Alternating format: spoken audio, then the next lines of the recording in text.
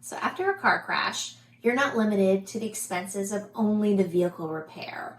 You can also get reimbursed for additional items.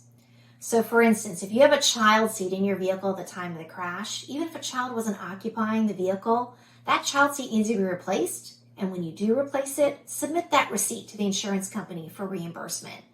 There's other items that can be reimbursed for as well.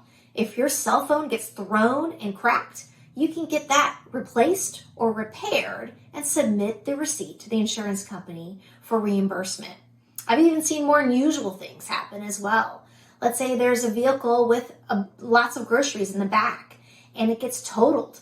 Well, those groceries now are unusable and you can get reimbursed for the receipt of those groceries. I've also seen it where a bicycle is attached to the back of a vehicle and after a crash, the bicycle's damaged. Well, that can also be reimbursed as well. Get a replacement, submit the receipt, and get reimbursed. If you have more questions about this, call me, Robin Nightingale, at 727-210-8800 with offices located in Safety Harbor and Tampa, Florida.